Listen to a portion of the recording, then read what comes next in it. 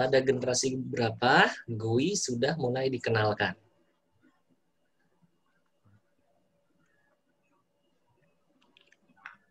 Suaranya belum ada 4. Voice-nya tidak terdengar. Oke, mungkin settingannya dicek di kiri bawah. Oke, generasi keempat ya tadi ya, pakai bahasa isyarat 4, Pak. Oke, good. Pada generasi keempat. Baik. Afif Muhammad Faizal. Afif? Ya, Pak. Oke, good. Afif, udah nonton belum tugas yang saya berikan? Sejarah GUI yang nonton di YouTube. Apa, Pak? Sejarah GUI. Ya, Pak. Sudah ditonton belum yang saya tugaskan? Ya, Pak. Sudah, Pak. Oke, apa judulnya? Sudah, Pak.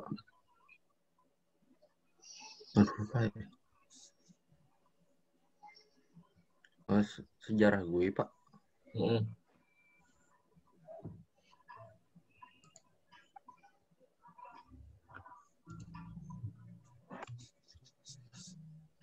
Halo, Pak. Ya, apa judulnya?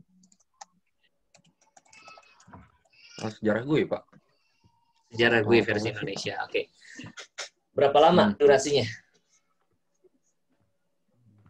4. Pokoknya pasca tahun 1980-an, Pak. Oke, baik. Coba silakan ceritakan secara singkat.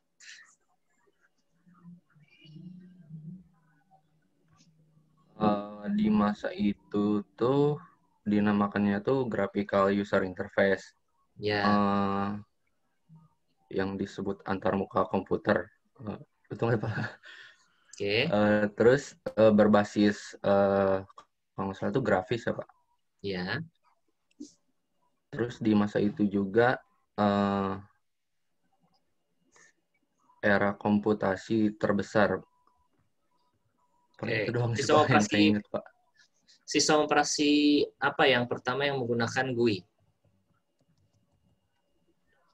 Sistem apa ya, Pak?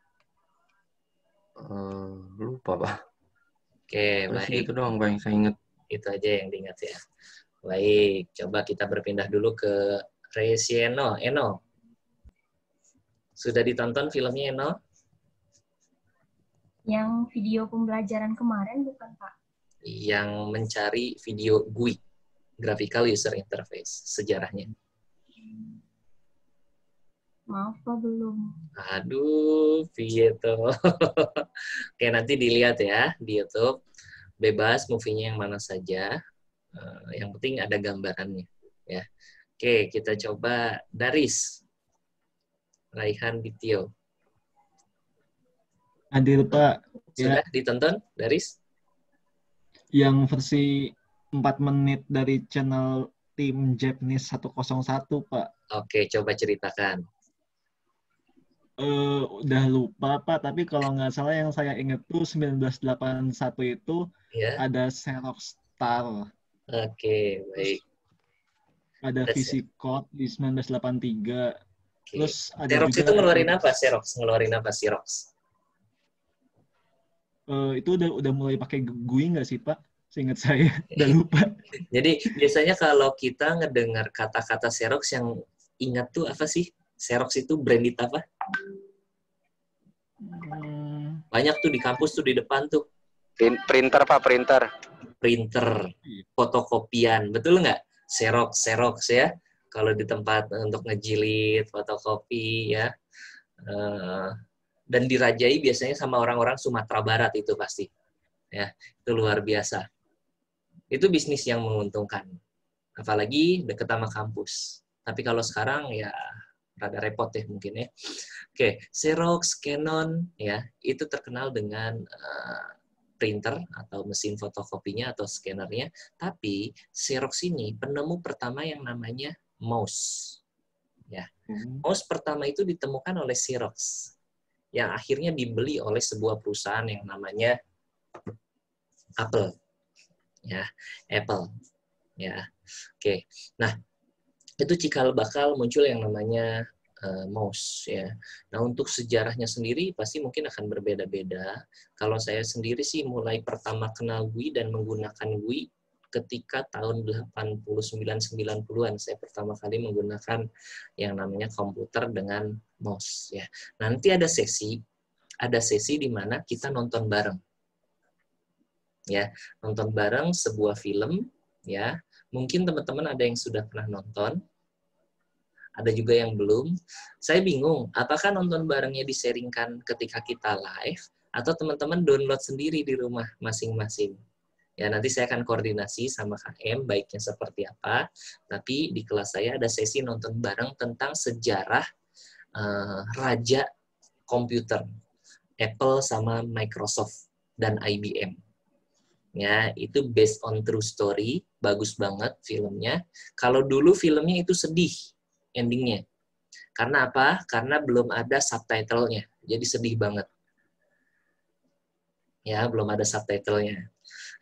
Kalau sekarang, alhamdulillah, kemarin udah ada subtitle versi bahasa Inggris, paling tidak kita nggak samar-samar listeningnya, jadi lebih mengerti, dan sekarang sudah ada versi bahasa kita, bahasa Indonesia.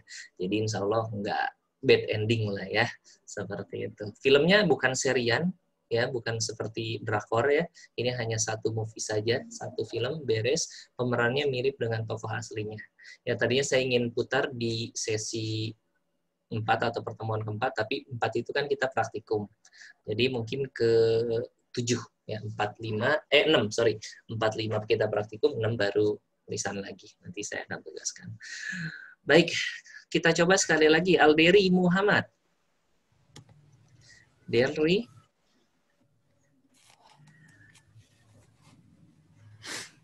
Please unmute. Masih mute itu. Oke. Good. Oh, iya.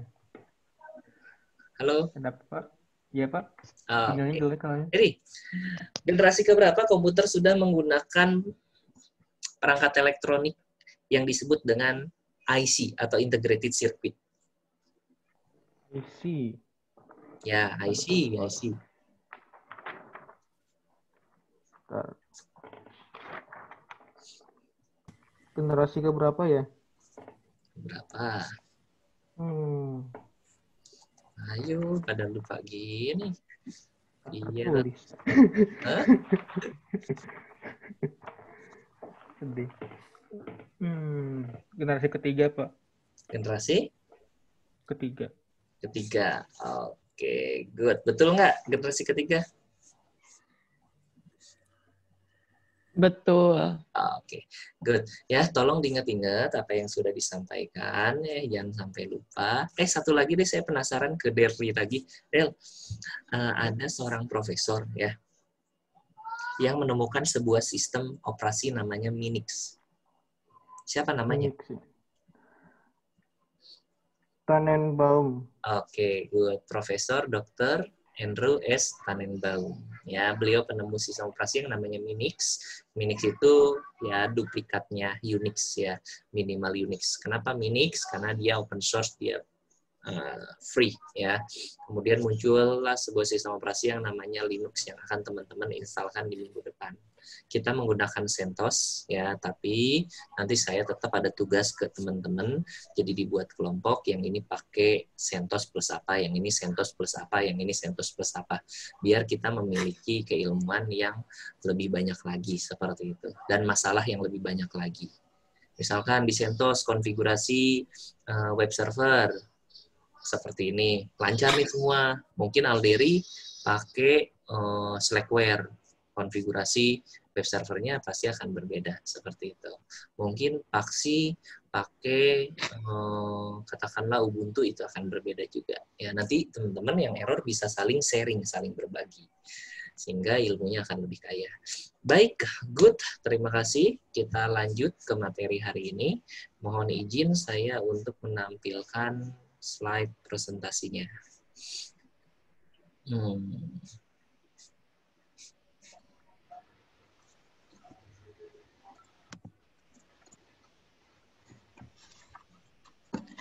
Oke, sudah muncul kah?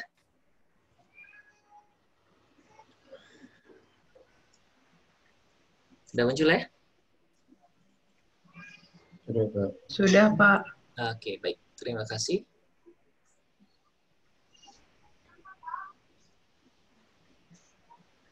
Bentar, saya lagi ngatur.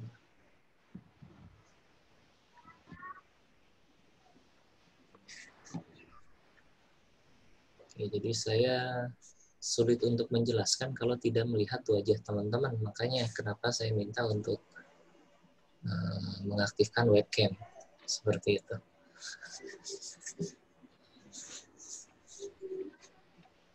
Oke, baik.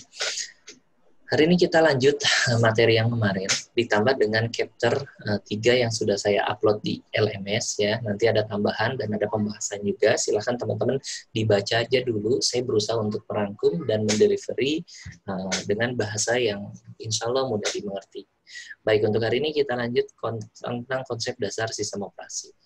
Oke, Pak, bahasannya apa saja nih Pak? Ya, jadi nanti kita ada kesimpulan dan latihan soal.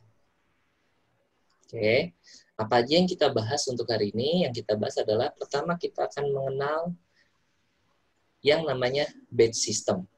Ya, batch system ini seperti yang tadi sudah saya tanyakan itu muncul di komputer generasi kedua, di mana sistem operasi mulai dikenalkan.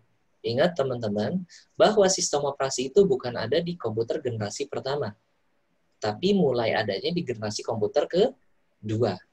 Ya, karena posisi komputer generasi pertama ini itu merupakan transisi dari komputer sorry sebentar ini ada yang join. Oke. Dari komputer yang tadinya masih manual ke elektronik ya, seperti itu. Jadi untuk sistem operasi sendiri di generasi kedua. Kemudian kita kenalan dengan yang namanya multi-programming system, di mana multi-programming system ini dikenalkan di komputer generasi ketiga. Lalu mengenal yang namanya time sharing atau istilah lainnya adalah time sharing ini adalah multitasking system. Seperti itu ya. Lalu kita kenalan dengan multi-processing system, ya, multi-proses, ya, jadi ada CPU 1, CPU 2, CPU 3, dengan menggunakan satu memori utama. Ya. Kemudian kita akan kenalan dengan yang namanya real-time system. Real-time system ini nanti dibagi menjadi dua, ada hard real-time system, ada yang soft real-time system. Dan yang terakhir, kita akan kenalan dengan sistem operasi terpusat dan terdistribusi, atau centralized operating system and distribute operating system. Oke. Dan satu lagi ada sih sebenarnya ada yang namanya decentralized. Nanti kita akan kenalan dan kita akan berbicara masalah sedikit tentang teknologi blockchain, cryptocurrency, Bitcoin, ya seperti itu. Nanti kita akan bahas itu. Sebenarnya itu materi tambahan karena hari kemarin saya sudah delivery ke kelas 07 dan 04. Jadi rasanya teman-teman yang ada di 05 dan 06 perlu dapat juga. Saya setuju. Oke, baik. Kita sharing kembali. Ya, siapa ya? Oke. Titi Sari. Dani. Oke. Coba, Ti. Tadi dari laptop masih belum bisa connect terus ya? Iya, belum bisa. Oke, kalau kalau berkali-kali sampai 10-an mungkin. aneh, saya nggak ngerti itu kenapa. Udah diupdate Zoom-nya? Abis itu diinstal ulang, tapi bisa di laptop sekarang. Ini di laptop atau di HP? Di laptop. Oh, di laptop, oke. Iya. Baik, ya saya kurang tahu itu permasalahannya apa ya. Biasanya update software aja ya. Seperti itu. Baik, Titi. Saya lupa tadi mau nanya apa ya. Oh ini. Titi, muncul di laptop kamu tampilan apa ini? Muncul. Apa tampilan apa? Tampilan itu sih Pak, proses itu. Task Manager, desktop. Oke, kayak namanya Task Manager ya? Operasi yang ada di Oke, ya, Task Manager. Contohnya Kalau gitu. nggak seperti ini, kira-kira ini di Windows atau di Linux atau di Mac? Di Windows. Oke, di Windows ya. Teman-teman semua kelas 05 dan 06 pasti pernah membuka yang namanya Task Manager. Nah, biasanya ketika kita membuka Task Manager, itu tujuannya untuk apa sih, Ti? Kalau menurut saya buat nge-handle program-program gitu, Pak. Di semama ada program kayak kemarin ada program VMware gitu. Pokoknya program-programnya disimpan di situ. Oke. Yang diinstal juga. Menghandle program-program yang sedang running, ya, yang sedang running. Ya. Nah, biasanya dengan menggunakan Task Manager ini, kita dapat melakukan monitoring sumber daya komputasi kita. Ya, betul ya, Ti, ya? Ada sumber daya apa aja CPU kita bisa monitoring tuh. VMware terpakai berapa persen misalkan. Anti-malware service executable kepakai berapa persen. Nanti di total muncul penggunaan sumber daya komputasi untuk CPU-nya. Seperti itu ya. Kemudian kita bisa monitoring juga penggunaan memori. Penggunaan memori saya nih kelihatan sudah 82%. Artinya komputer kita sudah mulai teriak. Ya. Kalau tidak ada yang namanya manajemen proses, manajemen memori, manajemen disk, otomatis ini sering terjadi yang namanya hang atau blue screen. Nah, tugas sistem operasi lah yang menghandle itu. Ketika memori utama sudah melebihi kapasitasnya, biasanya dioper ke yang namanya virtual memory. Kalau di Linux namanya swap. Makanya setiap membuat atau menginstal sistem operasi, khususnya di Linux, kita harus memasukkan partisi yang namanya swap. Untuk apa? Yaitu untuk antisipasi ketika memori utama penuh, maka akan dihandle oleh virtual memory yang disebut dengan swap kalau di Linux. Seperti itu ya.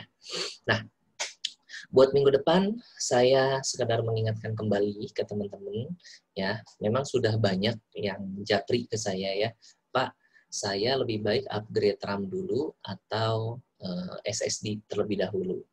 Ya, saya biasanya tanya balik, tipe laptop kamu apa, RAM-nya berapa giga, ya, kemudian ada budget berapa. Oke Pak, saya ada budget laptop saya tipe A, RAM-nya 4 GB, prosesornya Core i5 misalkan. Saya ada budget sekitar 500.000 Pak. Lebih baik saya upgrade apa? Oke, kalau punya uang 500.000, saran saya lebih baik upgrade memori. Karena tujuan kita kan untuk virtualisasi. Nah, virtualisasi komponen utama yang dibutuhkan adalah memori yang besar. Tapi kalau teman-teman punya budget, katakanlah 1 juta rupiah, ya udah jelas. Yang saya sarankan adalah beli keduanya.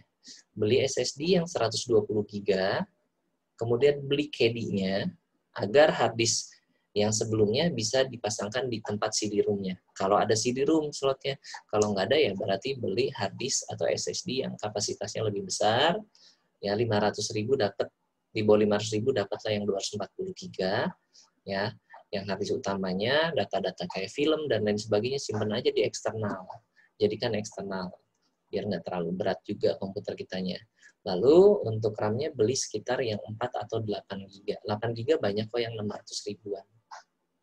Ya kalau kurang budgetnya beli aja yang 4 GB. Jadi 4 tambah 4 8 GB. Karena minimalnya 8 GB untuk untuk simulasi praktikum kita.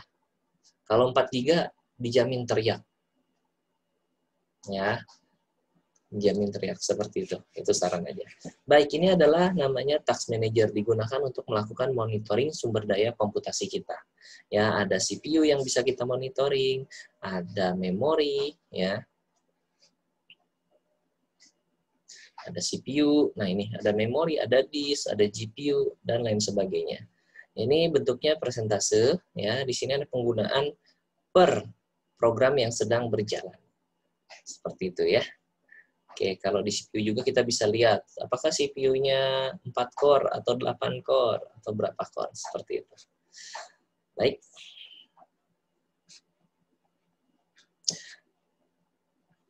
Oke. Batch system, ya. Batch system ini pertama kali diperkenalkan di tahun 50-an. Virus, tahun 50-an generasi keberapa virus?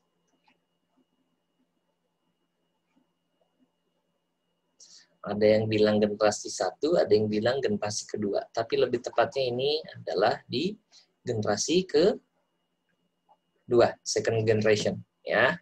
Pada komputer generasi kedua, ya.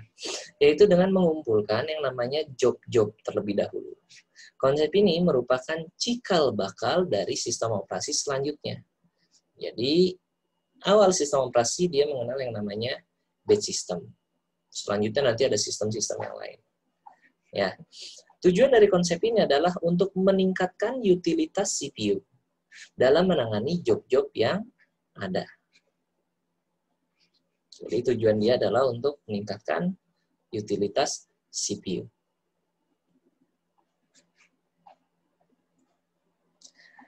Oke, kalau kita lihat di sini ya, di sini ada gambar bagaimana sebuah batch itu dikerjakan atau batch system itu dikerjakan. Jobs are submitted in batches to a computer for processing. Jadi di sini ada user menjalankan job ditangani oleh operator ya dari, nah ini kan job ya single, ini ada jobs plural ya. Gabungan dari job-job yang ada yang memiliki kemiripan atau sama itu akan ditumpuk dulu, nanti akan dieksekusi dalam satu waktu. Seperti itu. Sederhananya seperti itu ya. Misalkan katakanlah Rafli Firdaus sedang membuka Microsoft Word. Program pertamanya. Program kedua membuka Excel. Program ketiga membuka Zoom. Program keempat membuka Microsoft Word lagi. Nah, dari 4 program ini atau 4 proses ini harusnya kan dijalankan sebanyak 4 ya. Word, Zoom, apa tadi? Ya katakanlah Excel sama Word lagi. Nah, untuk yang program 1 atau proses 1 dan proses 4 itu dikumpulkan job-jobnya. Jadi dijalankannya yang tadi 4 kali menjadi 3 kali. Karena ini ada proses yang sama. Seperti itu ya. Nah, ada 2 bentuk batch system. Ya, yang pertama resident monitor, yang kedua overlap operasi antara I/O dengan CPU. Oke, yang pertama dulu, resident monitor. Ya, pada resident monitor ini operator ini bertugas mengatur urutan job. Ya, tadi operator yang ada, ya masih ingat ya gambarnya, ada user, ya. User 1, user 2, user 3, ya. Di sini kan ada job, ya. Di sini ada operator yang nantinya akan dikumpulkan job-jobnya. Ini dalam sebuah yang namanya sistem batch, ya. Lalu dieksekusi oleh komputer, ya. Mohon maaf, tulisannya jelek, saya nggak ada penanya, ya. Jadi kumpulan job-job yang sama akan dikumpulkan dalam sebuah batch. Ya, kemudian nanti diproses. Job-job yang sama cukup dicetak sekali saja, teman-teman. Cara inilah yang disebut dengan yang namanya batch system. Contoh, diketahui proses berikut. Proses 1 ada yang namanya Pascal. Proses 2 menjalankan Word. Proses 3 database. Proses 4 Pascal lagi. Proses yang sama ini hanya diambil 1 kali saja, yaitu P1 dan P4. Dieksekusi hanya sekali. Oke, kalau kita lihat di sini ya, Base Operating System Resident Monitor. Di sini boundariesnya kita bagi 2. Ada user program area yang ini, ya. Ada yang namanya monitoring area yang ini. Jobs are batched in queue, ya. Si jobnya ini dikumpulkan, ditumpuk nih dalam sebuah antrian sebelum dieksekusi. Monitor nge-handle dalam sebuah penjadwalan, menggunakan sebuah penjadwalan. Apakah dia penjadwalannya first come first serve, yang pertama datang yang dieksekusi, apakah dia menggunakan short job first, ya, job-job yang pendek atau yang lebih sedikit dieksekusi, dan lain sebagainya. Jadi ada schedulingnya. Apakah round robin menggunakan yang namanya quantum time. Ya, jadi dikumpulkan di sini. Ya, contoh. Saya ambil contoh. Saya ambil sampel 3 orang. Katakanlah 3 orang tersebut Randi, Ayu, dan Yuda. Oke, Randi, Ayu, dan Yuda. Randi datang ke rumah sakit. Ya, Randi ini sakit, ceritanya sakit gigi Randi. Kemudian Ayu datang ke rumah sakit yang sama, sakitnya adalah sakit demam. Kemudian Yuda datang ke rumah sakit, katakanlah sakitnya sakit ginjal. Amit-amit ya Yuda, ini contoh aja. Ya, katakanlah sakit ginjal. Sakit gigi, sakit demam sama sakit ginjal. Kira-kira Randi, yang mana yang dieksekusi terlebih dahulu atau yang ditangani lebih dulu? Ginjal, Pak. Kenapa? Karena berat. Karena berat. Tingkat kritisnya itu lebih tinggi. Nah, kalau dalam sistem operasi tidak seperti itu, teman-teman. Ya, tidak seperti itu. Pada sistem operasi, dia sistemnya tergantung scheduling yang digunakan. Ya, contoh tadi ada Randi ini sakit gigi. Jelek tulisannya.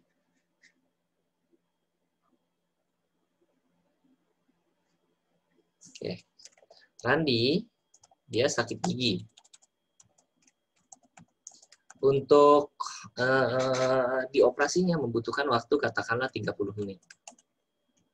Ayu, sakit demam. Untuk diperiksanya membutuhkan waktu kurang lebih 15 menit. Yuda, sakit ginjal. Katakanlah butuh waktu untuk dioperasi sekitar 90 menit.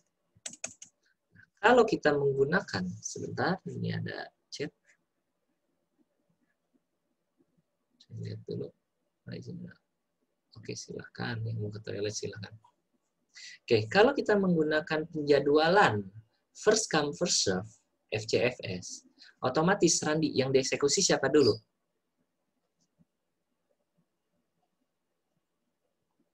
Saya, Pak. Oke, Randi dulu. Meskipun tingkat kritikalnya hanya 30 katakanlah. Padahal ginjal udah hampir game over nih. Ginjal Yuda udah hampir game over. Itu nggak peduli. Ya, pokoknya yang datang pertama yang dieksekusi. Kalau dia menggunakan penjadwalan FCFS, first come, first serve. Ya, FCFS. Nanti akan dijelaskan lebih detail. Ya, kalau menggunakan yang namanya SJF, ya, short job first,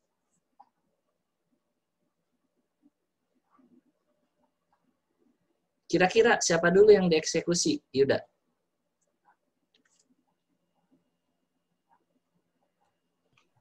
Jika menggunakan metode tersebut, yang pertama dieksekusi yang lebih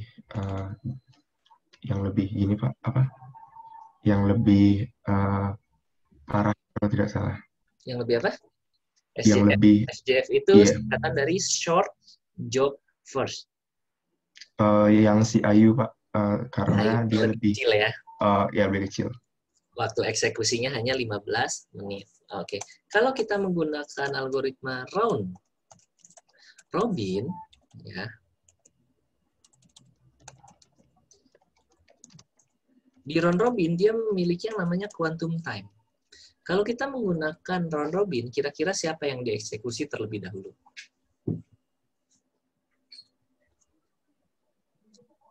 Coba Trias Zulfa. Kira-kira siapa yang dieksekusi terlebih dahulu? Kalau kita menggunakan algoritma round robin. Kayaknya yang lebih membutuhkan Voice-nya kurang. banyak waktu.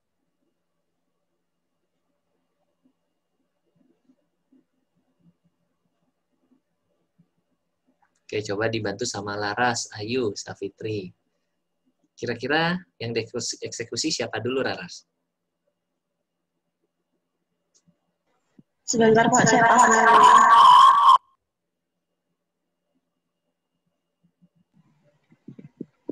Round robin. Kalau yang round robin itu seperti apa, Pak? Oke, jadi kalau algoritma round robin ini, ya, dia mengeksekusi berdasarkan quantum time. Jadi quantum time ini biasanya nilainya 1/3 atau 1/4 dari job yang tertinggi eksekusinya. Katakanlah di sini 90. Ya, 90 menit. 1/3 dari 90 menit berapa? 30 kan ya. Nah, iya. 30 menit. Jadi dia eksekusinya per proses itu maksimum 30 menit. Beres nggak beres ya pokoknya 30 menit. Dia akan pindah ke proses yang lain. Kira-kira yang dieksekusi pertama siapa?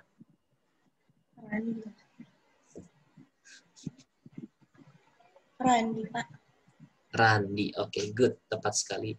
Jadi pada algoritma round robin, yang dieksekusi pertama adalah sesuai dengan urutan kedatangannya atau arrival time, ya, AT-nya atau arrival time. Yang datang Randy pertama ya Randy dieksekusi selama 30 menit. Beres tuh proses yang Randy, otomatis yang Randy dicoret, beres. Ya kuantumnya. Lalu dieksekusi yang berikutnya adalah Ayu. Ayu hanya 15 menit. Kuantumnya 30, berarti beres. Yuda dieksekusi berapa menit? 90 menit. Nah, Yuda itu nggak langsung dieksekusi langsung 90 menit, tapi 30 menit dulu. Oke, nanti terjadi yang namanya context switching. Context switch atau context switching, perpindahan. Jadi ada delay dulu, baru lanjut lagi 30. Karena di atasnya nggak ada proses yang sedang mau dieksekusi. Ya, kalau teman-teman baca chapter 3 yang saya upload di LMS, ini pasti akan nyambung. Ya. Kemudian dieksekusi lagi yang berikutnya, 30 menit. Jadi terjadi yang namanya 2 kali context switch. 1, 2. Ya. Terjadi 2 kali perpindahan atau context switching. Nanti akan saya jelaskan lebih detail lagi. Ya, ini gambaran aja biar teman-teman tergambar tentang batch system, khususnya untuk yang mau nanya yang SJF tadi gimana, Pak? Oke, yang source job first. Yang source job itu seperti yang Yuda jelaskan tadi. Yang jobnya paling kecil dulu, Tas ya. Jadi, meskipun yang kritikal di sini adalah Yuda, sakit ginjal ya, sakit ginjal, ya tetap aja yang dieksekusi pertama adalah Ayu, karena dia jobnya kecil. Setelah Ayu, baru Randy. Yang berikutnya adalah Yuda. Gitu. Ini algoritma penjadwalan. Oke, ada lagi yang ingin ditanyakan? Silakan. Oke, clear ya. Kita lanjut. Dan monitor control sequence of event proses round robin apa, Pak? Gimana? Bedanya first come first service sama round robin. Oke, FCFS dia nggak punya quantum time. Round robin dia punya quantum time.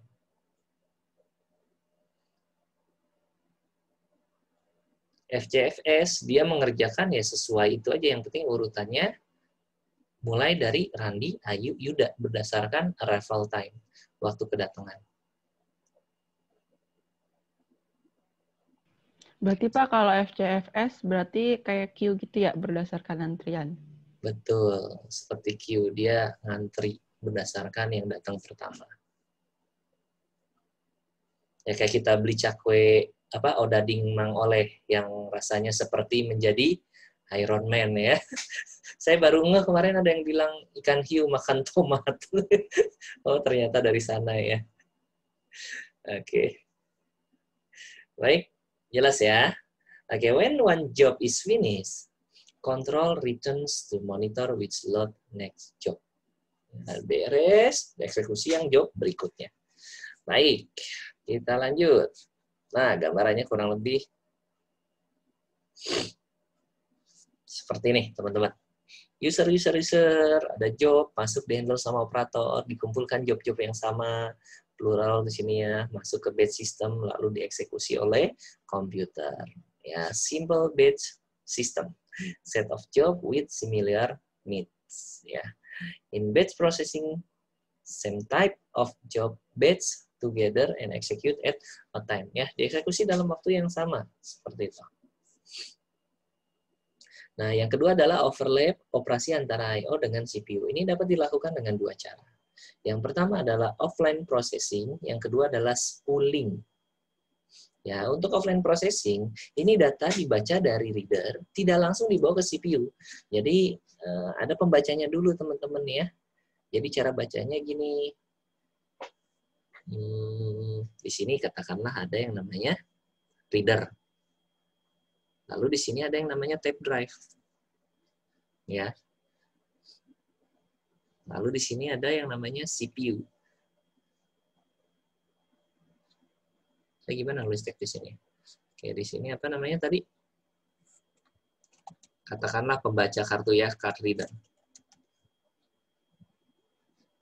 Di sini tape drive.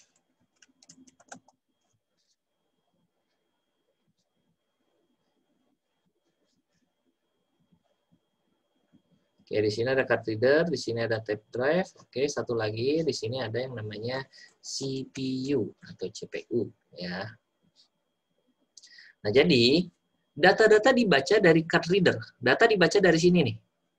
Tidak langsung dibawa langsung ke CPU sini. Ya, dia tidak langsung ke sini ya, teman-teman. Ingat, ini tidak langsung kalau offline processing. Jadi dia ke sini dulu. Ya, dari card reader masuk ke tape drive. Ingat, tape drive itu pembacanya sequential.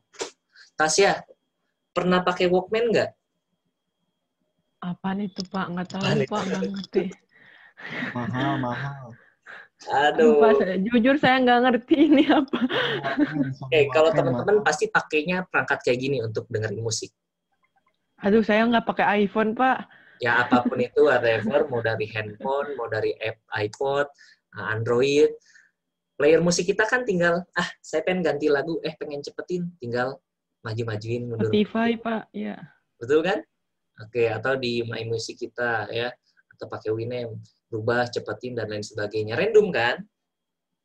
Tidak sepertinya saya punya, sebentar ya. Bukan Walkman ya.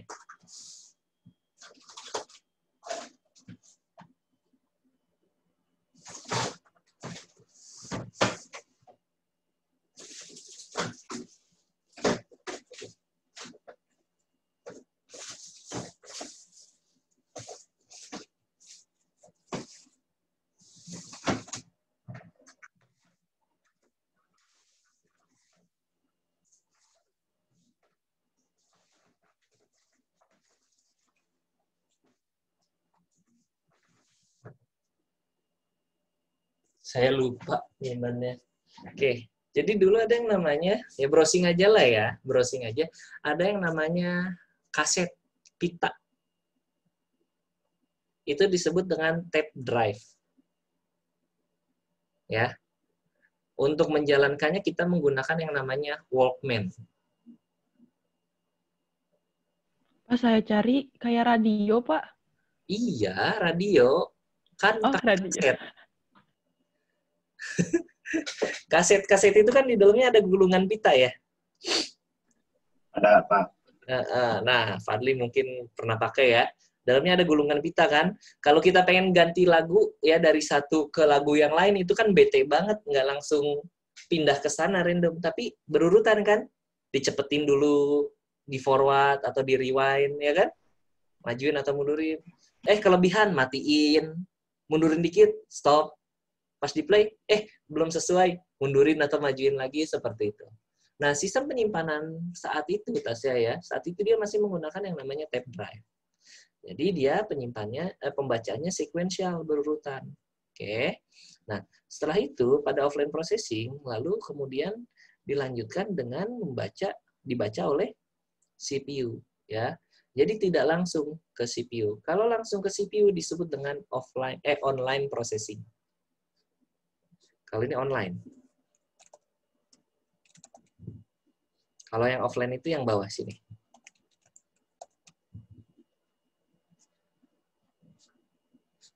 Oke, jelas ya? Lebih cepat yang mana?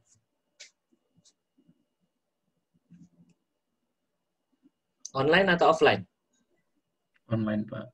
Oke, lebih cepat yang online karena dia direct dari card reader langsung ke CPU tanpa menggunakan yang namanya tape drive. Oke, kita lanjut. Nah, sini ada gambarnya juga nih. Offline processing allow job to be read ahead of time onto tape ya.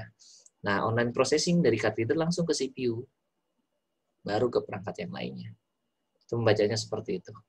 Pada offline processing, dia dari card reader ya masuk ke tape drive dulu, ya. Lalu dieksekusi oleh CPU, baru dilanjutkan lagi ke tape drive dulu, baru ke line printernya. Ya, jadi ada tape drive dulu, dia offline. Yang kedua ada yang namanya spooling.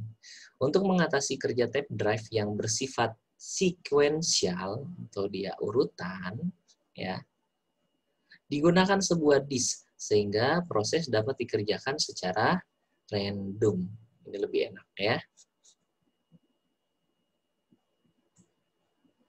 Nah, spooling itu bentuknya seperti ini. Dia dieksekusi oleh sebuah disk, bukan tape drive lagi, ya. Di sini ada inputan dari katakanlah keyboard. Nah, keyboard ini inputannya kan lambat. Masuk dulu ke sini. Pas input dari disk, baru dieksekusi oleh CPU.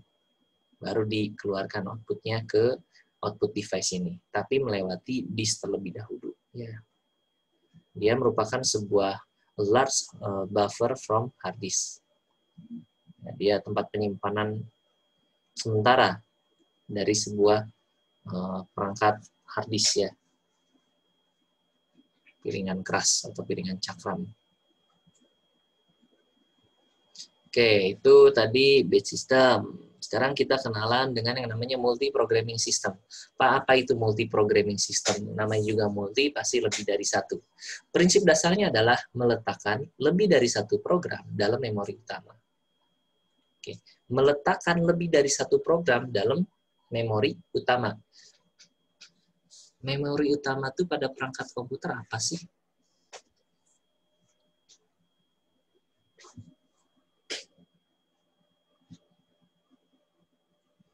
Zailani. Memori utama itu pada komputer tuh apa sih? Memori utama itu yang mana?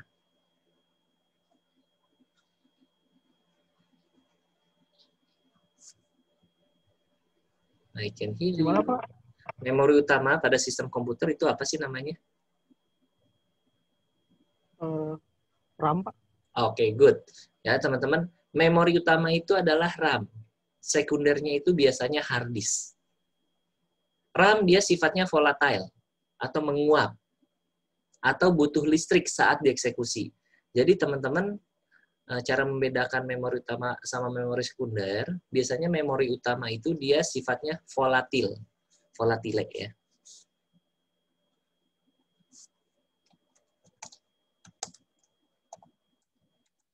Volatile. Kalau misalkan katakanlah secondary memory hard disk, ya, dia non-volatile. Jadi kalau volatile ini membutuhkan listrik. Ketika listrik mati, datanya hilang. Karena data yang tersimpan itu sifatnya sementara. Berbeda sama yang non-volatile. Dia tidak membutuhkan listrik. Contoh flash drive teman-teman, atau hard disk teman-teman, atau SSD teman-teman. Itu meskipun tanpa ada listrik, data tetap tersimpan di dalamnya. Jelas, ya? Jadi memori utama di sini adalah RAM. Oke, ini memori utama di sini adalah RAM. Ya. Jadi dalam RAM ini, katakanlah ini RAM. Terdapat banyak program. Katakanlah P1, P2, P3, dan seterusnya. Ya, ada P1, P2, P3, dan seterusnya. Ini tersimpan dalam memori utama. Jadi di sini tuh utak-utakan aja di dalam sini nih proses-prosesnya. Sebelum dieksekusi ya ditunggu di sini. Tiba-tiba laptop kalian mati atau PC kalian mati, nggak ada listrik, jebret. Semua proses ini akan hilang. Makanya kalau di sistem operasi yang dulu sebelum Windows 10, dia suka error, nggak mau masuk Windows. Belum ada mekanisme untuk recovery-nya. Atau recovery-nya udah ada tapi belum baik. Tapi kalau di Windows 10, ketika komputer kalian mati secara mendadak, ya, itu ada proses recovery dan lebih bagus. Dia akan mengembalikan proses-proses ini. Ya, seperti itu, ya. Jadi, prinsip dasarnya adalah meletakkan atau menyimpan lebih dari satu program dalam memori utama. Itu multi-programming system. Nah, beberapa job yang siap untuk dieksekusi, ya, di sini ada beberapa job dikumpulkan dalam sebuah pool. Ya, sistem operasi mengambil job-job tersebut dan meletakkannya di memori dalam bentuk antrian queue. Antrian 1, 2, dan seterusnya ya untuk dieksekusi.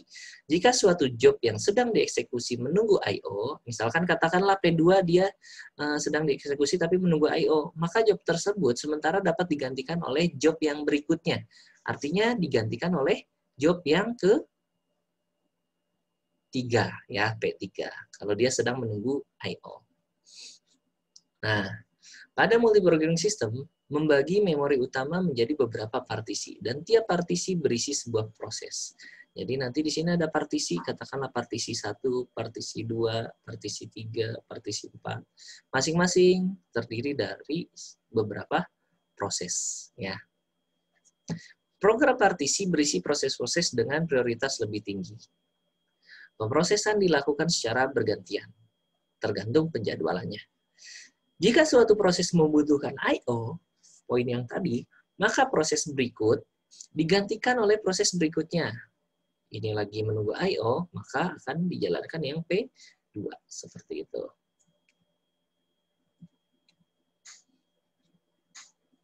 Oke. Seperti ini ya, dibagi beberapa partisi. Job 1, job 2, job 3, ya, dan seterusnya.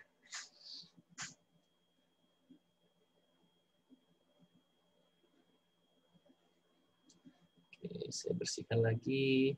Oke, batch processing Pak dengan multi programming itu kelebihan dan kekurangannya apa sih? Ya teman-teman bisa baca di sini ya untuk batch processing dan multi programming. Ya, batch processing grouping of several process ya mengelompokkan beberapa proses ya, job ya, to be execute one after another by a computer without any user interaction.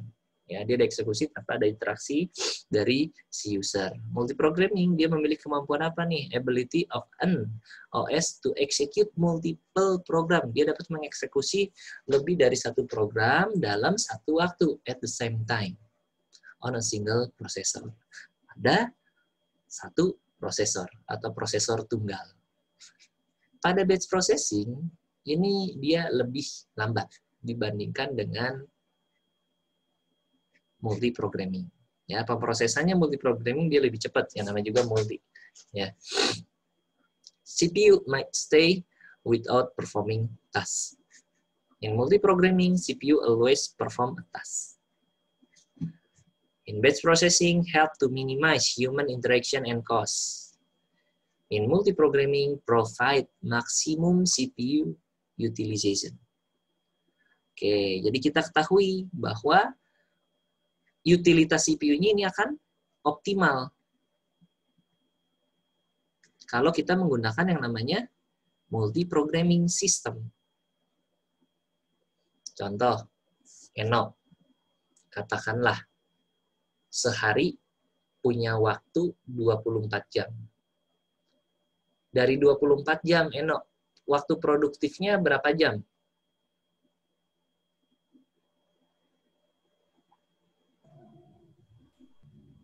Produktifnya sekitar 8 jam, Pak. Oke, waktu produktifnya, sisanya tidur gitu ya? Enggak, ngerjain yang lain. Produktifnya 8 jam. Tidak produktifnya berapa jam? 16. Tidak produktifnya 16 jam. Oke, 16 jam itu dipakai buat hal-hal lain ya. Oke, waktu produktifnya katakanlah 8 jam. Kita ambil 8 jam, sampel ya teman-teman ya. Eno dalam 8 jam itu biasanya melakukan apa saja?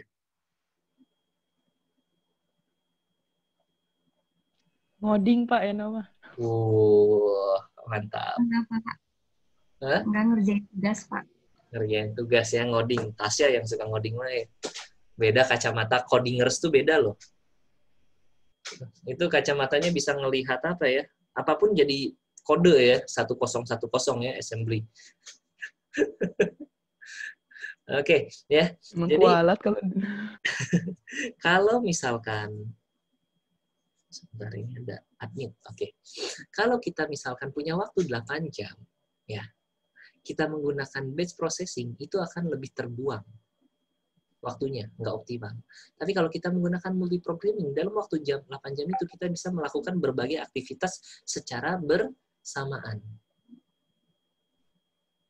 Ya, aktivitas yang belum dieksekusi itu disimpan di dalam sebuah memori utama yang namanya RAM, yang dibagi menjadi beberapa partisi atau skat-skat. Ada di chapter 3, modul yang sudah saya upload. Kalau saya ngejelasin itu 60 slide, mabuk juga.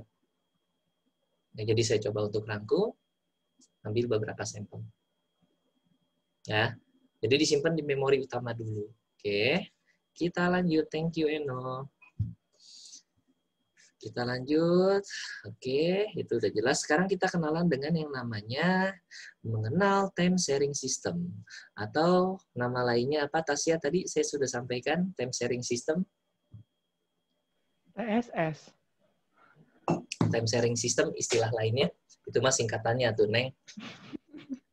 Apa CTSS?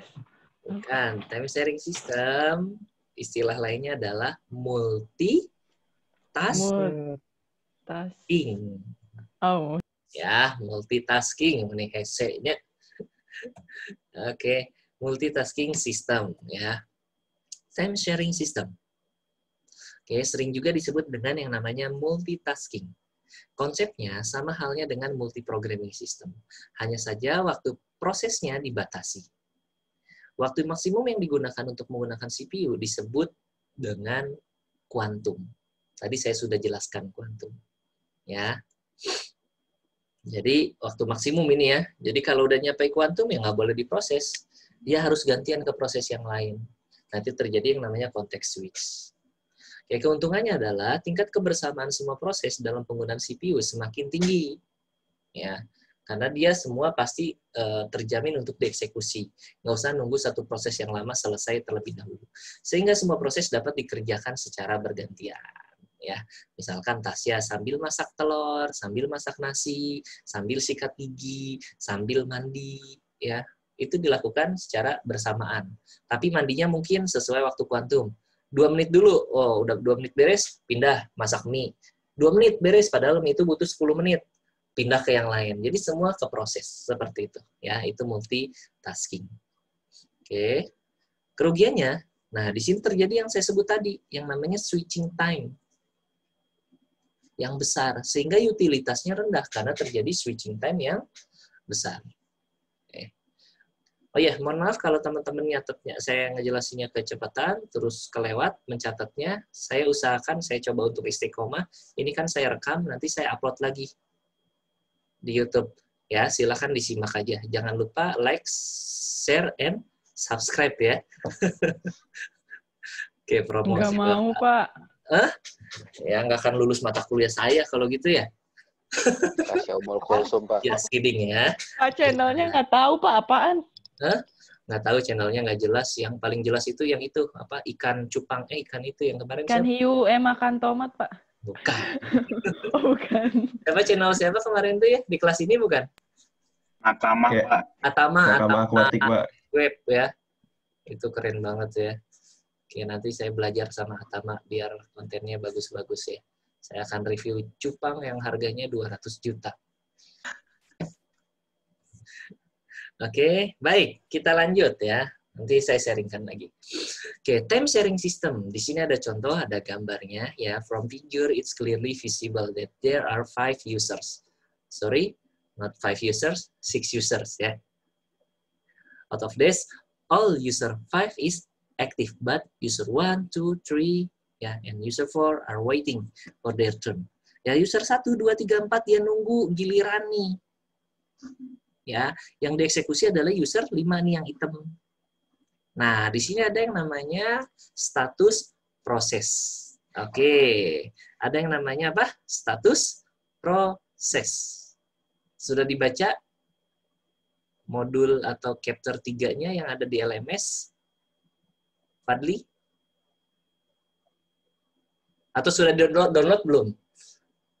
Downloadnya sudah, Pak. Bacanya? Baru 6 slide. Bacanya sudah, Pak. Sudah apa? Sudah niat. Aduh, oke, nggak apa-apa ya. Nah, di sini ada yang namanya apa? Status dalam sebuah proses ya. Sebentar. Saya buka dulu.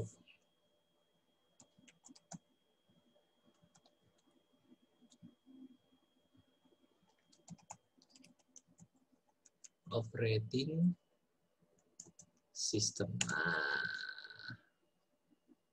Oke, kita lihat. Nah, sebentar ya. Ini nanti akan membantu teman-teman untuk menjawab kuis yang harus dikerjakan setelah tatap muka. Jadi teman-teman nanti untuk yang SI 5 ya kerjakan sekarang. Kalau untuk yang SI 6 kerjakan sesuai LMS di waktunya perkuliahan. Kan 9.30 ya berarti 9.30 baru akan kebuka kuisnya. Kalau sekarang belum kebuka ya. Kalau yang 05 sudah kebuka. Mana nih?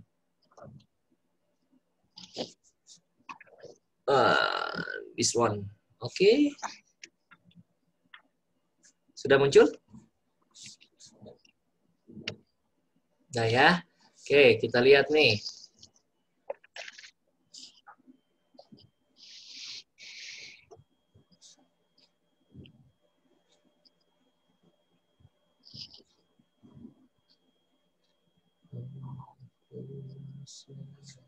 Nah, different processes in operating system can be in any of the following states. Jadi ada berapa nih? Ada 5 ya. New, ready, running, waiting, and terminated. Ya. New apa? The process is being created. Ya, proses ini dibuat. Ya, sedang dibuat. Ready, the process is waiting to be assigned to a processor. Ya. Jadi si proses ini menunggu untuk dieksekusi oleh prosesor. Jadi udah siap. Kemudian ada yang namanya running. Instruction are being executed. Running ini, jadi si prosesnya itu sedang dieksekusi. Ya, seperti itu. Kemudian ada yang namanya waiting. Dia apa? The process is waiting for some event to occur, ya, such as input-output, completion, or reception of a signal. Jadi dia menunggu trigger ya untuk dieksekusi. Dan yang terakhir adalah terminated. Terminated ini the process has finished execution. Ya, dia udah selesai atau diputus. Ya, jadi udah tidak menjalankan apa-apa. Ya, nanti di sana ada proses control block. Untuk apa nih ya? There is a process control block for each process, enclosing all the information about the process. Ya, ini ada apa saja sih? Ada proses ID, state pointer, priority, program counter, CPU register, dan lain sebagainya. Nanti akan dijelaskan lebih lanjut. Seperti itu ya. Ini diingat-ingat ada 5 ya. Proses state, new, ready, waiting, running, and terminated. Jangan sampai lupa. Baik, kita lanjut kembali ke slide yang sebelumnya. Oke. Sip. Ya. Jadi, after user 5 utilize its quantum period. Jadi dia menjalankan katakanlah quantum periodnya 3 menit. Setelah 3 menit, kemudian proses yang berikutnya adalah user 6 dieksekusi. Nah, posisi user 1 ya, ini dalam posisi ready state. Jadi siap dieksekusi ya. Kemudian for next stage, user 2, user 3, user 4, user 5 are in waiting state. Ya. And user 1 is in ready state. Ya. Jelas? User 2, 3, 4, 5 in waiting state. Okay, any question?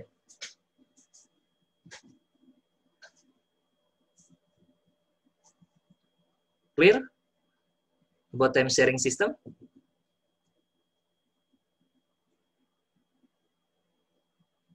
Oke, good. Ya, sip. Next, kita lanjut. Oke, Pak, batch multiprogramming dengan time sharing, itu kelebihan dan kekurangannya apa sih? Ya, kita buat tabelnya seperti ini, antara batch multiprogramming dengan multitasking ya, atau time sharing. Ya, prinsipal objektifnya untuk batch multiprogramming dia maximize processor use. Ya, dia memaksimalkan penggunaan prosesor. Kalau pada time sharing, dia meminimalisasi yang namanya response time atau minimize response time. Untuk source of directive to operating systemnya, ya, untuk batch multiprogramming, job control language command provided with the job. Di time sharing, command enter at terminal. Ya, perintah ini masuk di dalam sebuah terminal. Oke, selanjutnya kita kenalan, tadi sudah ada yang namanya batch programming, kemudian ada yang namanya multiprogramming, ada yang namanya multitasking, sekarang kita kenalan dengan yang namanya multiprocessing system. Yang namanya multiprocessing berarti prosesornya lebih dari satu. Multiprocessing ini merupakan suatu sistem yang memiliki lebih dari satu prosesor atau lebih dari satu CPU. Atau lebih dari satu core. Ya, pengerjaan sebuah job dilakukan dengan dua cara. Nanti sebelum masuk ke cara itu, teman-teman, Raffi Adinegoro. Raffi, pernah nggak menggunakan komputer yang multiprosesor? Laptop bukannya multiprosesor, Pak? Oke, ya. Baik, kita luruskan ya di sini ya. Jadi kalau multiprosesor itu, dalam sebuah motherboard, itu prosesornya lebih dari satu. Itu multiprosesor. Bukan multicore. Yang ada pada laptop atau PC desktop kita, itu adalah multicore. Dual core, triple core, quad core, hexacore, dan lain sebagainya. Atau kalau kalian lihat di task manager masing-masing ya, kita bisa lihat kan di sana ya. Contoh, saya buka task manager saya nih. Saya sharingkan task manager saya. Ya, di situ ada yang namanya tab performance. Ada berapa core yang saya? Ada berapa core? Coba. Tasya berapa core nih, Syah? 2 ya, Pak. Apanya RAM-nya? 2 core. Core, ada berapa core? Core apaan? Pak, saya nggak tahu, Pak. Pokoknya RAM-nya 8 aja, Pak. Terus SSD. 4 ya, Pak? Ada berapa core? 4 core. 4 kah? Oke, core kita apaan lihat. sih, Pak? Core? Kalau kita ngelihat visual di sini ya, teman-teman, seakan-akan ada 4 core ya, CPU 1, CPU 2, CPU 3, CPU 4 ya. Nah, itu bukan core-nya. Kalau core-nya kita bisa lihat di sini informasinya. Core-nya ternyata ada 2. Logical prosesornya yang ada 4. Prosesornya ada berapa?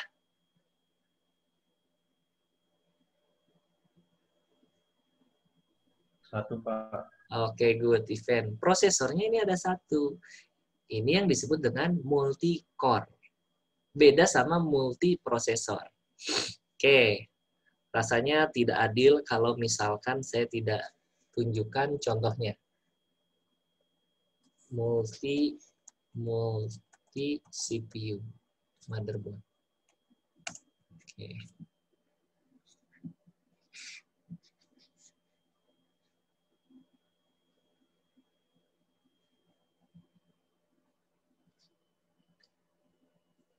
Oke, sudah muncul belum? Jempol kalau sudah muncul. Takutnya saya ngomong, oke, sip, good. Nah, nih teman-teman, kalau motherboard yang prosesornya lebih dari 1, bentuknya seperti ini. Ya, event tadi mungkin ya, Raffi. Jadi dia emang ada slot prosesor, soket prosesor lebih dari 1. Nah, ini multiprosesornya, prosesornya ada 2, 1, 2. Nah, core-nya itu beragam. Ada yang 4 core, ada yang 8 core. Core itu berada di dalam prosesor fisik, ya, seperti itu. Oke, jadi 2 ya. Jadi kalau teman-teman bongkar laptop teman-teman ya, sebenarnya di sini nggak ada 2 tempat prosesor seperti ini, hanya ada 1. Ya, saya belum pernah melihat laptop yang ada 2 soket prosesor. Nah, kalau yang bukan multi CPU, motherboard biasa, tempat prosesornya seperti ini. Ya, hanya 1 soketnya. Satu ya, seperti itu. Oke, nah perlu diketahui dalam sebuah motherboard itu ada yang namanya node bridge chipset, yang ini tengah, dia mengelola operasi CPU, memori dengan VGA, dan yang satu lagi namanya South Bridge. South Bridge ini chipset South Bridge, dia mengelola yang namanya input-output yang ada di sini.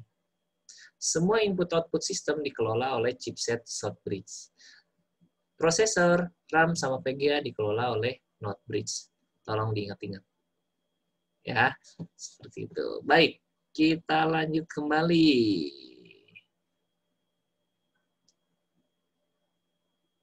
Oke, sudah berubah Tasya slide-nya? Udah. Multi processing system ya. Oke. Nah, di sini multiprocessor operating system bentuknya seperti ini. CPU-nya ada 2, memang ada 2, atau 3, atau 4, dan lain sebagainya. Memori utamanya itu hanya ada 1. Oke, hanya ada 1. Semua proses dimasukkan ke dalam memori utama sebelum dieksekusi oleh CPU. Seperti itu. Ada 2 jenis. Yang pertama parallel system. Parallel system dia menggunakan bus, clock, memory, dan peralatan lainnya secara bersama-sama. Setiap prosesor ini mengerjakan jenis job yang berbeda dan memiliki sifat sebagai berikut. Oke, yang pertama symmetric multiprocessing. Artinya masing-masing prosesor mempunyai SO yang sama. Kemudian asymmetric multiprocessing artinya satu prosesor berfungsi sebagai master dan yang lainnya berfungsi sebagai slave. Master prosesor ini bertugas mengatur jadwal dan mengalokasikan kerja tiap-tiap slave prosesor. Keuntungannya, proses lebih cepat, biaya lebih murah karena bus, clock, memory, dan peralatan lainnya ini hanya 1. Kerugiannya, satu prosesor mengerjakan 1 jenis proses. Maka jika prosesor itu rusak, maka seluruh proses akan bubar atau gagal. Seperti itu ya.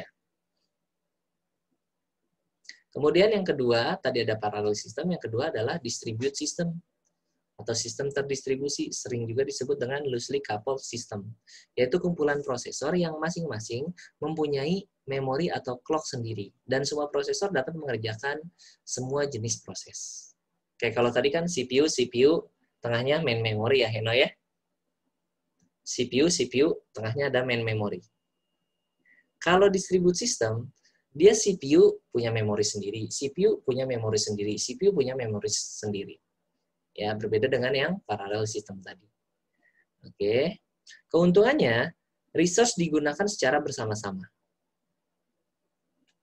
Suatu komputasi dibagi menjadi beberapa subkomputasi, dan masing-masing subkomputasi ini dikerjakan oleh tiap-tiap prosesor, sehingga akan meningkatkan kecepatan proses tersebut. Reliabilitas, reliable, artinya handal ya Randi ya. Reliable. Beda sama robust. Robust itu kuat, tahan. Reliable itu handal. Nah, jika suatu prosesor gagal melakukan eksekusinya, maka prosesor dapat mengerjakan proses tersebut. Komunikasi. Memungkinkan adanya transfer data dari satu program ke program yang lainnya, karena dia terdistribusi. Baik, yang selanjutnya setelah itu kita kenalan dengan yang namanya real-time system. Ya, what is real-time system? Ya, real-time system digunakan jika suatu operasi memerlukan ketepatan waktu dari prosesor. Jadi kalau butuh ketepatan waktu, kita gunakan real-time system. Dan sering digunakan sebagai pengontrol atau pengendali terhadap aplikasi-aplikasi tertentu. Ya, terdapat dua bentuk real-time system. Yang pertama adalah hard real-time. Dia menjamin critical task selesai tepat waktu. Dan yang kedua adalah soft real-time. Dia memberikan prioritas pada siapa, Pak? Pada critical task dibandingkan dengan task yang lainnya. Sampai critical task tersebut selesai dikerjakan. Artinya kita bisa lihat, kalau kita menggunakan real-time system, penjadwalan yang digunakan adalah yang short job first. Yang kritikal dulu. Ya, seperti itu. Sorry, bukan short job first. Ada satu lagi algoritma penjadwalan yang tadi belum saya sampaikan. Namanya priority.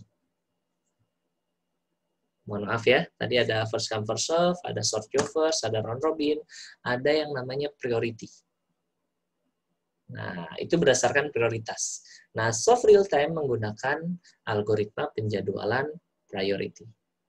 Ya, real time system, structure of real time system is a controlling system and at least one control system.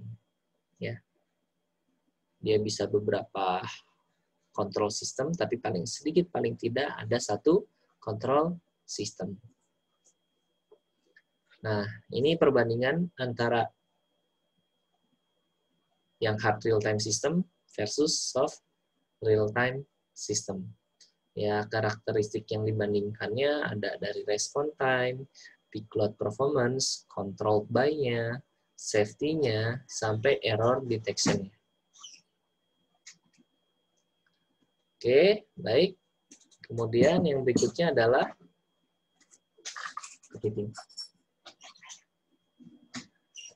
yang terakhir adalah SO terpusat versus terdistribusi. Oke, teman-teman. Saya pengen nanya. Siapa ya? Oke. Saya tanya ke Muhammad Hanif. Silakan di open mic-nya Hanif. Hanif, cek. Oh, oke. Nif, coba jelaskan. Ini gambar apa sih, Nif?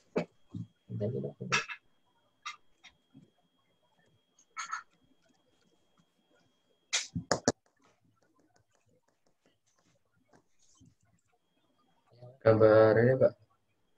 Jenis distribusi komputernya, Pak. Oke, coba jelaskan. Di kiri ada centralized, di kanan, di tengah ada distribute, di paling kanan ada decentralized. Coba jelaskan dari gambar ini maksudnya apa sih?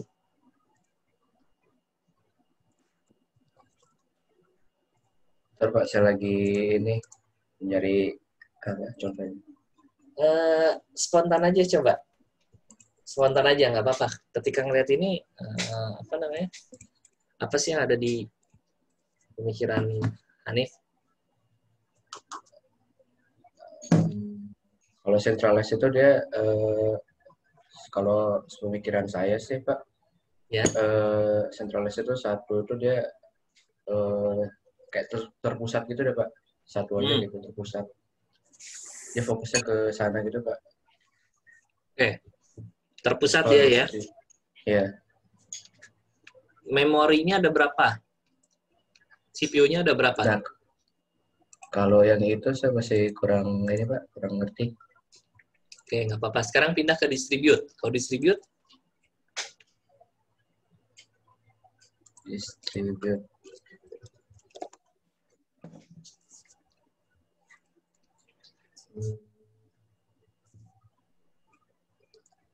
Mana ya?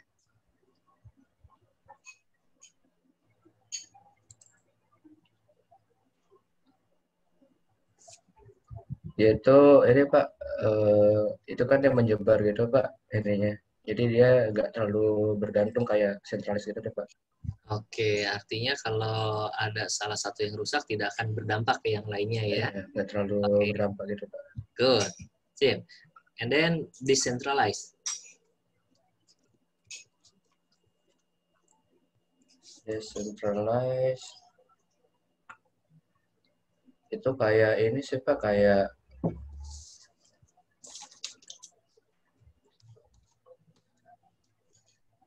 Connected to peers. Mungkin kayak LAN gitu deh, Pak. Kayak apa? Kayak LAN gitu. Kayak LAN sih. LAN. Iya. Area network gitu. Oke, kalau Iya. topologinya kalau di jaringan ini topologi apa kalau yang decentralized ini? Nggak ingat, Pak. Oh, Topologinya.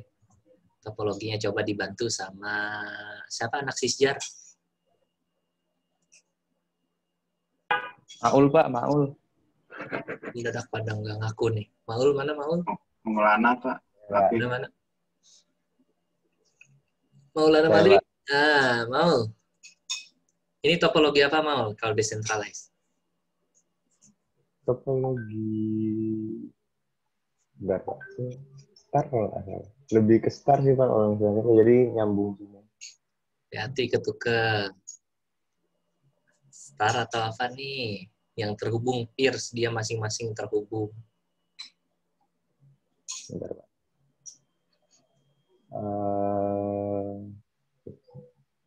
Oke, Maul tahu blockchain? Tahu. Tahu ya, blockchain teknologi ya. Blockchain. Chain itu rantai kan ya? Blockchain. Kalau blockchain teknologi itu kan biasanya dipakai oleh katakanlah Bitcoin dan yang lain sebagainya ya. Bitcoin itu kan cryptocurrency-nya ya. Pada jaringan blockchain itu ada yang namanya mainnet-nya, ya jaringan utamanya. Masing-masing node itu saling terhubung. Ya, dia menggunakan topologi mesh. Ingat teman-teman ya, ini namanya topologi MESH, mesh topology. MESH. Kalau yang star yang ini nih mau. Oke. Iya, Mbak, sering kebalik kalau. Kebalik ya. Kalau yang mesh ini yang decentralized. Nah, ini dipakai oleh blockchain teknologi. Ya, blockchain teknologi. Di mana masing-masing komputer ini saling terhubung ya, terhubung. Nah, kalau pada jaringan blockchain ya setiap ada transaksi, misalkan ini melakukan transaksi. Ini harus terkonfirmasi. Semua yang ada di sini harus terkonfirmasi. Makanya, mungkin teman-teman pernah dengar istilah yang namanya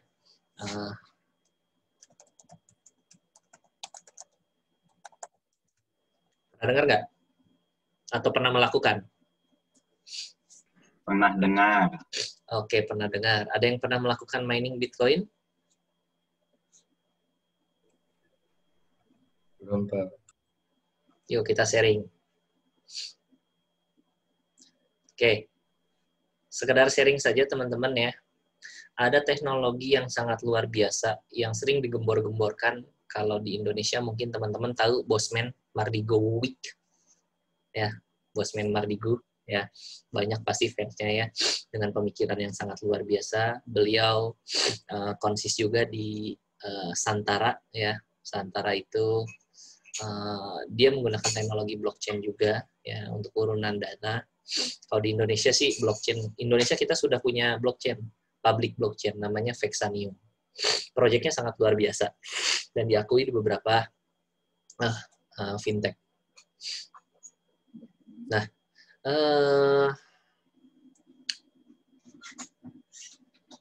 blockchain tersebut atau cryptocurrency tersebut itu bisa ditambang, teman-teman. Bisa di-mining istilahnya. Jaringannya seperti ini. Dari mana kita dapat uang ketika kita melakukan nambang Bitcoin? Dari transaksi yang terjadi. Contoh katakanlah Trias melakukan transaksi dengan event. Ya, di tengah-tengah ada Eno. Ya, yang menjembatani transaksi Trias dengan event adalah Eno. Eno mengeksekusi, transaksi beres, Eno dapat royalti atau dapat fee. Dalam bentuk katakanlah kalau nambang Bitcoin ya dapat Bitcoin. Tapi kalau sekarang dapatnya hanya 0, sekian Bitcoin. Berbeda sama dulu. Di tahun 2009 itu pertama kali Bitcoin muncul. Siapa penemunya? Satoshi Nakamoto. Apakah dia orang atau kelompok atau organisasi Itu belum ada yang mengetahui. Banyak yang menyebutkan bahwa Satoshi Nakamoto itu adalah person. Tapi sebenarnya masih belum jelas. Dia bisa jadi sebuah kelompok. Nah, kalau teman-teman ingin belajar tentang mining, ya, ini nyambung dari yang tadi. Banyak situsnya di Indonesia ya. Ini sharing knowledge ya, biar teman-teman nggak buta banget. Oke. Kalau di Indonesia sih biasanya yang paling trusted ini namanya Indodax. Dulu namanya VIP Bitcoin. Kalau ada teman-teman yang tahun 2017 gabung Bitcoin, dia ini sudah diawasi Bapepti dan lain sebagainya. Tapi bukan ininya yang saya ingin jelaskan, bahwa di sini tuh kita bisa, sebenarnya kita tuh bisa mendapatkan rupiah ya dari nambang Bitcoin atau dari trading Bitcoin. Nah, kita lihat di sini ada yang namanya marketplace. Jenis-jenis koin dalam blockchain atau cryptocurrency apa aja sih, Pak? Itu macam-macam. Ada yang namanya BTC. BTC itu Bitcoin. Ada yang namanya TEN, Tokenomics, ada yang Ethereum dan lain sebagainya. Ini ada harganya. Harga BTC saat ini adalah 160 juta per 1 BTC. Oke, Pak, waktu tahun 2009 harga BTC berapa? Saya kurang tahu, tapi ada yang bilang harga saat itu masih Rp9.000. Pak, di tahun 2012 harga BTC berapa? Masih puluhan ribu. Jadi dia naik turun. Nah, di tahun 2017 saat itu pertama kali saya kenal, ya itu harga BTC masih kalau nggak salah tuh 17.500.000. Jadi ketika teman-teman beli harga 17.500.000 satu BTC, itu dijual dengan harga tertingginya pernah 292 juta, ya keuntungannya berkali lipat. Nah, itu trading. Nah, yang ingin saya jelaskan lebih utamanya adalah yang masalah mining. Ada situs, ya untuk mining ini kita bisa menggunakan dengan dua cara.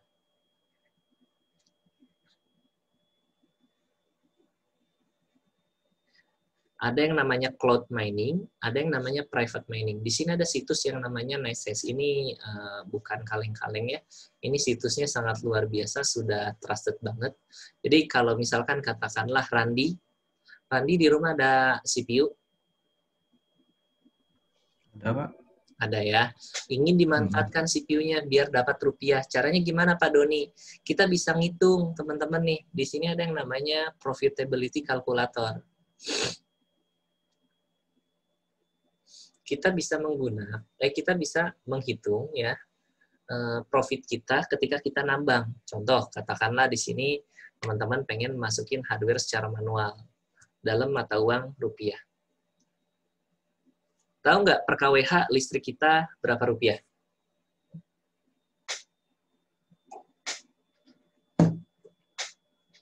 Berapa teman-teman? Silakan sharing. Harga per kWh berapa? 1.500-an. Katakanlah 1.500-an ya per kWh. Katakanlah kita mau nambang menggunakan, kalau VGA Randi pakai apa? GTX 950, Pak. GTX 950. Wah, 950 nggak ada nih ya. Katakanlah kita pakai 960 yang di atasnya ya. Nah, perangkatnya katakanlah 1, kita bisa kalkulasi. Kira-kira profit nggak sih nambang pakai GTX 960? Nah, per hari hanya dapat sekian, Randi. Kecil ya. Kalau kita lihat, ini malah rugi, karena biaya listriknya ini 3.600. Profitnya sedikit. Nah, Pak, saya pengen nambang online. Jadi gini, teman-teman, saya ada pengalaman nambang mining di tahun 2017. Kalau teman-teman pengen lihat track record-nya, silakan bisa lihat di Instagram saya. Ya. Di sana saya ungkapkan semua yang saya lakukan dalam dunia cryptocurrency. Nambang mulai dari 1 VGA sampai terakhir 24 VGA. Nambang dari yang sebulan hanya dapat sekian juta, 1 juta, 2 juta, sampai mendapat sebulan mendapat penghasilan tanpa ngapa-ngapain, mesin jalan 35 juta rupiah. biaya listrik 5-6 juta. Pak, saya pengen kayak gitu dong. Bisa banget. Kalau mau sharing sama saya, silahkan. Ya. Saya hanya bisa ngasih saran aja ya, tidak mengharuskan kamu gini, kamu gini, kamu gini. Nah, kalau sekarang kalau saya lihat VGA yang paling bagus saat ini yaitu seri RTX ya. Betul? RTX katakanlah yang terbaru 3090. Nah, teman-teman misalkan beli VGA RTX 3090 sebanyak berapa? Katakanlah, Pak, saya lagi ada duit nih, saya pengen bikin 12 VGA. Oke. Kita kalkulasi. Hitung-hitungan aja dulu, hitung-hitungan ini ya. Cuman duduk di rumah, nggak ngapa-ngapain, ya. Sehari dapat, nggak ngapa-ngapain, sehari dapat 607.000. Ya. Biaya listriknya adalah 128.000 per hari. Keuntungan bersihnya adalah per hari 400 sekian ribu. Kita kalkulasikan dalam 1 bulan, teman-teman. 1 bulan, teman-teman dapat 29 juta, biaya listriknya kurang lebih 4 juta, dapat bersih 25 juta tanpa ngapa-ngapain. Dengan catatan apa? Menggunakan harga Bitcoin saat ini ya. Ya, ini 1 month. Income 1 month-nya dapat 0,18 BTC. Yaitu kurang lebih profitnya dapat bersih, nggak ngapa-ngapain 25 juta. Oke, kemarin ada yang nanya, Pak Doni, kalau saya nambangnya nggak mau pakai device. Ya, saya nggak mau pakai VGA. Saya mau nambangnya, mau beli alat, Pak. Misalkan Nminer atau Bitmain apa gitu ya. Cari misalkan NHVMware. Mana yang paling bagus nih? Saya udah nggak ngikutin Nminer. Katakanlah inilah. Bitmain Nminer S17 Plus. Kita coba hitung. Profit seharinya dapat berapa sih? Oh, dapat 103.000. Kalau dikalikan tadi 12, beli alat ini sebanyak 12, jalanin di rumah. Berarti seharinya dapat sekitar 1.200.000. Ya, nah tapi teman-teman hati-hati nih. Hati-hati. Lihat electric cost-nya. Ternyata Nminer itu boros banget listrik. Ya. Dalam 1 bulan, pendapatan kita 43 juta. Bayar listriknya berapa? 39 juta. Untungnya hanya sekitar 3.900.000. Nah, jadi harus pintar-pintar memprediksi. Kira-kira mau pakai perangkat yang mana. Ya. Oke, itu sekedar sharing saja dari saya. Ya, sharing dari materi yang terakhir. Jadi kalau ada yang tertarik, pengen sharing-sharing tentang cryptocurrency, blockchain, bisa japri ke saya ya. Bisa dijawab langsung atau bisa menunggu dulu ya. Jadi saya sangat senang kalau misalkan ada yang sharing tentang ya teknologi-teknologi yang kekinian mungkin ya. Jadi bisa sambil belajar juga dari teman-teman. Oke. Nah, blockchain teknologi itu diterapkan pada decentralized ini. Ya, decentralized. Ya. Jadi masuknya ke sini. Kenapa saya di sini ngejelasin hanya yang centralized dan distribute ya. Kenapa saya munculkan ini? Ya, teman-teman perlu tahu bahwa ada sistem yang namanya decentralized. Oke, sistem operasi terpusat, dia adalah sistem operasi yang dapat menangani multiprosesor, di mana semua prosesor menggunakan satu memori utama. Yang ini. Ya, Nif ya. Kemudian, sebuah proses bertindak sebagai master, dan yang lainnya adalah sebagai slave. Pada sistem operasi terdistribusi atau distribute, sistem operasi yang dapat menangani multiprosesor, di mana masing-masing prosesor dia memiliki memori utama sendiri. Di sini punya memori utama sendiri, punya memori utama sendiri, punya memori utama sendiri ya. Beda sama ini, dia memori utamanya berbagi. Oke. Mungkin itu saja yang bisa saya sampaikan untuk pertemuan kali ini. Di sini ada latihan soal, teman-teman, yang harus dikerjakan. Nanti silahkan dilihat di LMS. Jelas ya? Dikerjakan di kitab. Kalau yang multiple choice dikerjakan di LMS-nya.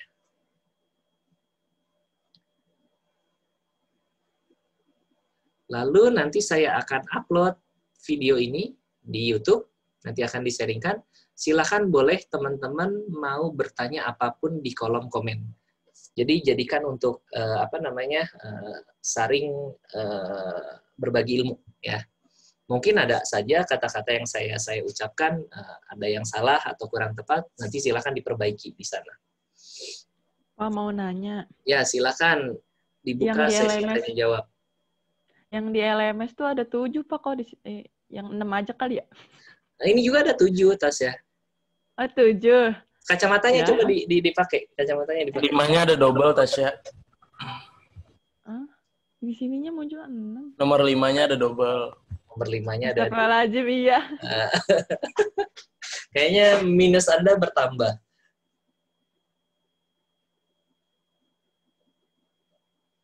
Oke, silakan.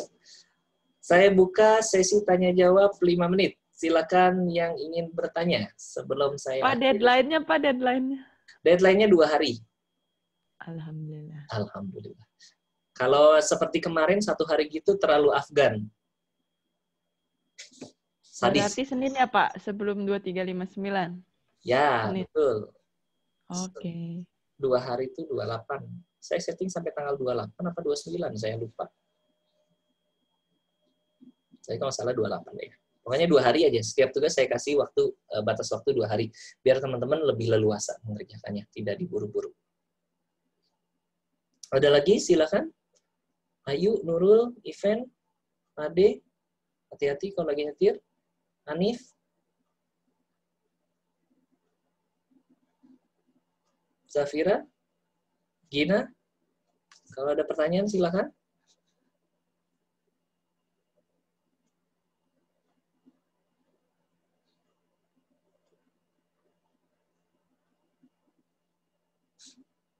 Baik, kalau tidak ada yang bertanya, saya anggap teman-teman sudah paham. Sekarang giliran saya mau cross-check kepahaman teman-teman ya. Coba kita verifikasi. Yang pertama adalah Anastasia Gustirani. Saya, Pak. Oke, sip, Tasya. Ada berapa jenis real-time system?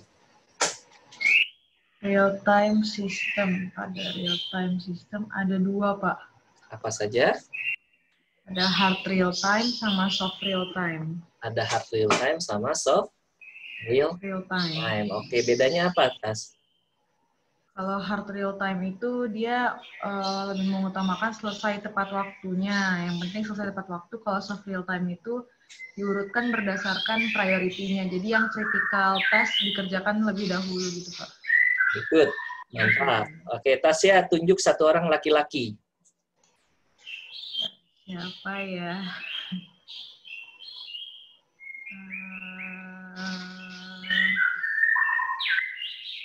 Adel deh, Adel. Siapa? Adelri, Pak. Adelri mana, Adel? Halo, Pak. Oke, Adelri. Silakan, Adel. Ya. Apa yang disebut dengan multiprocessing system? Multiprocessing system adalah... Bentar, Pak. Tadi dulu cerita nih. Sistem yang menggunakan... Oh ya, iya. Sistem yang menggunakan 2 prosesor, Pak. Oke, lebih dari 1. Ya. Lebih dari 1 prosesor. Ya. Karena 3 juga dia disebut multiprocessing. Oke ya, lebih dari 1.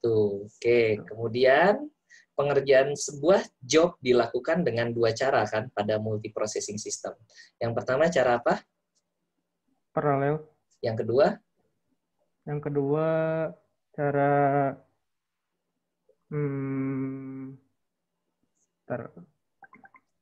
distribusi. Oke, good. Baik. Alderi, tunjuk salah satu wanita. Siapa ya? Nida deh, Pak. Nida, mana Nida?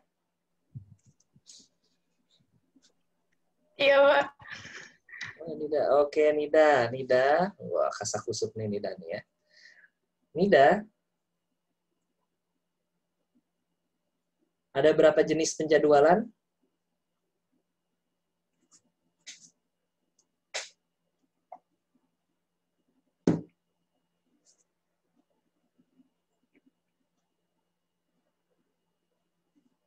Silakan di-unmute, Nida. Ada berapa jenis penjadwalan? Ada 4, Pak. Apa aja? Ada FCE, FCFS, round robin, terus yang apa sih tadi? Bentar, Pak. Ada first come first serve 1, SJF, sama round robin. Oke, satu lagi priority. Algoritma penjadwalan yang mana yang menggunakan quantum time? Yang round robin, Pak. Oke, good. Sip. Nida, tunjuk satu orang terakhir, laki-laki.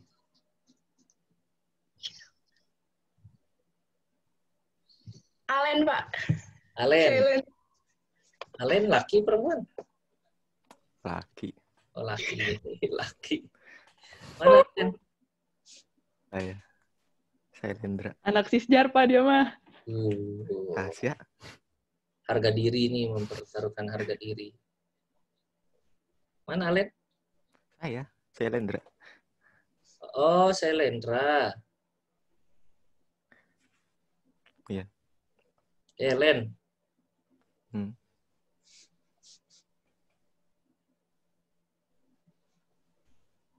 Oke. Saya Lendra. Tadi proses state kan terdiri dari 5. Apa? Coba sebutkan apa saja proses state yang 5 tersebut. Mantap.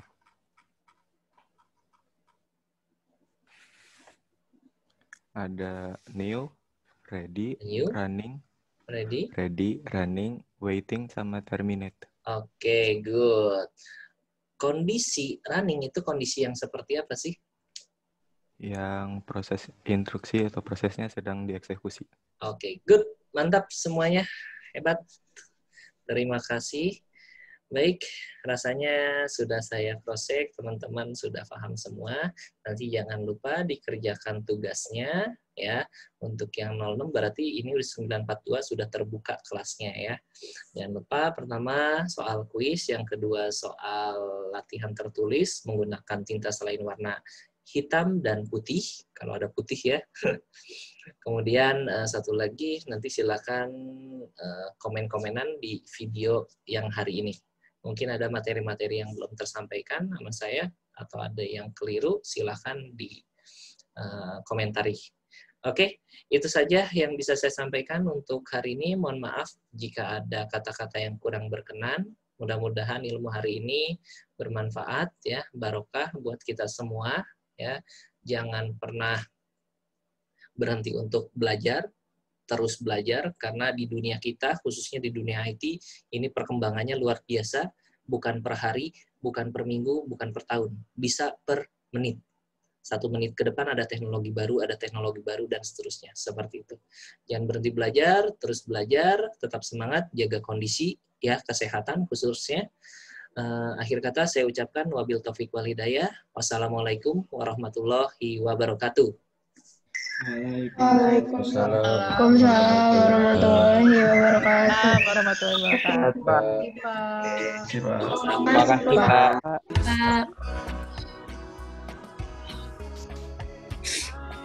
Jangan lupa tugasnya dikerjakan ya.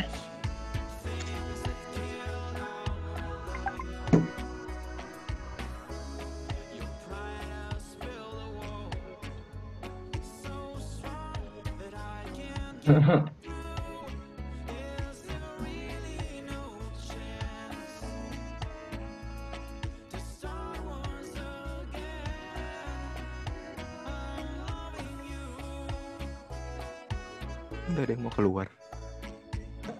Betah, Len. Santai. Len, cek grup.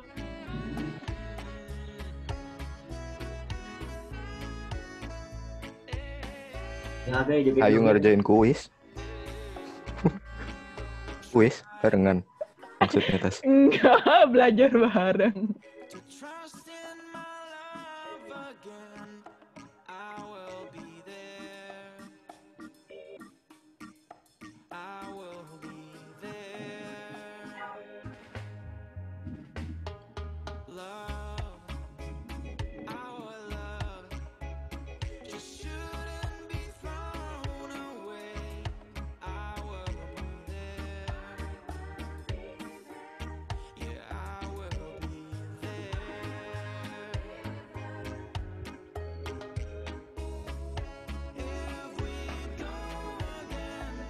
Udah, cabut ah.